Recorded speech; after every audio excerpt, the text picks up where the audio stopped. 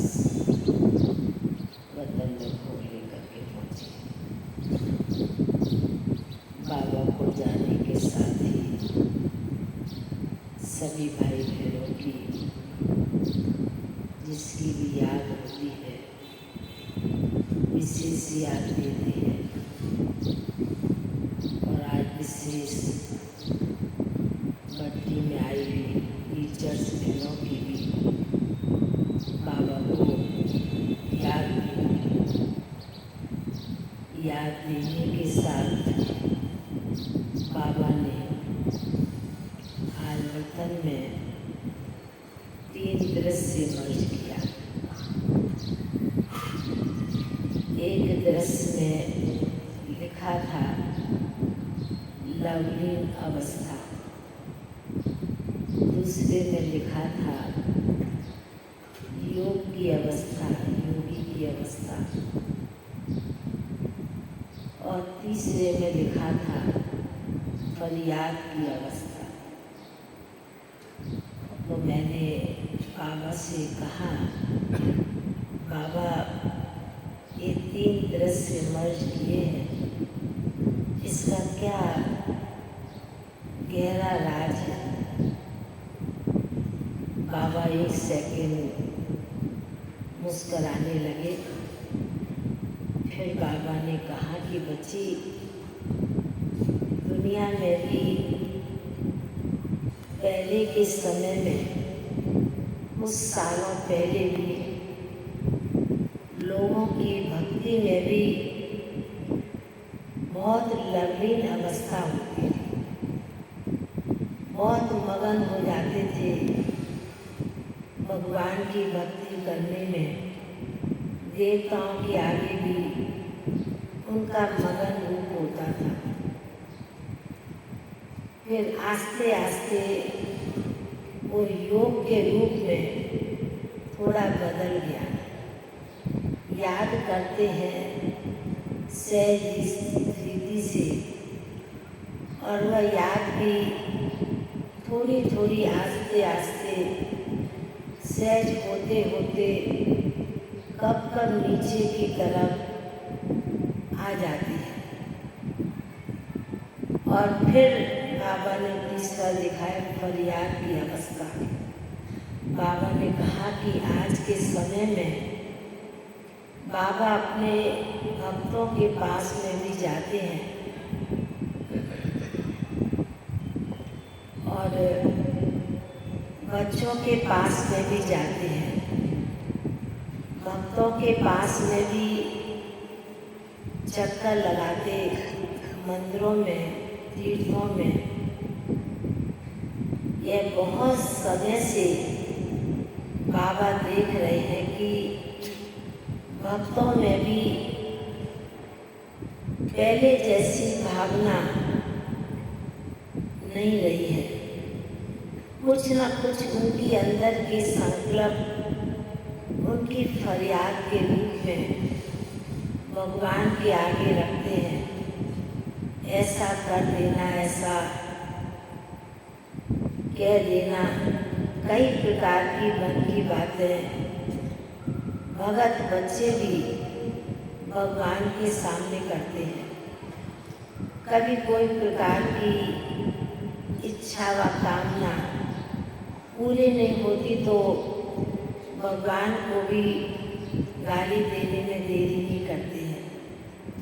तो बाबा ने कहा ठीक बच्ची, इसी प्रकार बाबा के घर में बच्चे आते हैं तो शुरू में जो याद होती है वो बहुत लवलीन अवस्था होती है। वो सारा बहुत तेजों में चलता है और आस्ते आस्ते लवलीन की अवस्था से एक सिंपल रीति याद की अवस्था में पहुंच जाते हैं। कभी याद किया, कभी नहीं किया। बाबा ने कहा यह भी अवस्था बाबा अपने बच्चों में देखते हैं। फिर बाबा ने तीसरी अवस्था फरियाद की दिखाई। बाबा ने कहा कि बच्ची, समय के अनुसार अभी टीचर्स बहनें आई हैं, बच्ची आई हैं। बाबा एक सेकंड चुप होकर के कहने लगे, बच्ची बोलूं क्या फरियाद है? मैंने कहा बाबा वह तो आप ही बच्चों के मन का संकल्प आप ही जानते हैं। तो बाबा कहने लगे कि बच्ची, समय के अनुसार आज का सभी ब्राह्मण बच्चों की भी एक फरियाद हो रही है। और आज बाबा ने विशेष टीचर्स बहनों के प्रति कहा कि बच्ची, कोई भी बहनें आती हैं,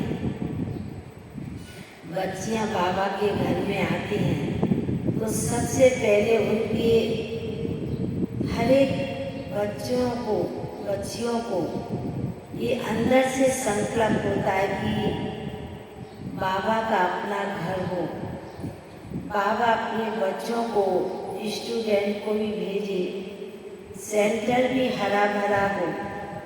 कई प्रकार की बहनें भी, बच्चियां भी संकल्प लेकर के बाबा के पास बैठती हैं। बाबा ने उसके ऊपर बहुत अच्छी बात सुनाई आज। बाबा ने कहा कि देखो बच्ची, जो शुरू में आदि में दादियाँ आई और उन्होंने अपने जीवन में एक शुरू से ही त्याग तपस्या का पाठ पढ़ा। अंदर में कोई फरियाद का रूप नहीं था और त्याग किया, तपस्या की और एक ही मगन में रही।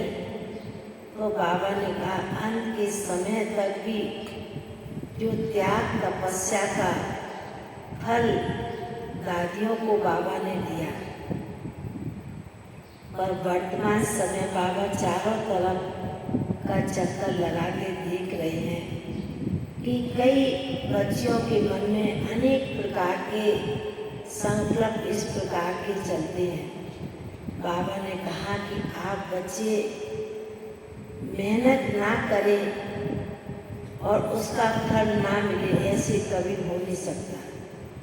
यदि आप बच्चियां विशेष बाबा के प्रति न्यौछावर हुए हैं, बलिहार गई हैं, तो बाबा ने कहा कि बाबा हर बच्चे का, हर सेंटर का जो बाबा के घर है, उस सेंटर की जिम्मेवारी भी बाप लेते हैं।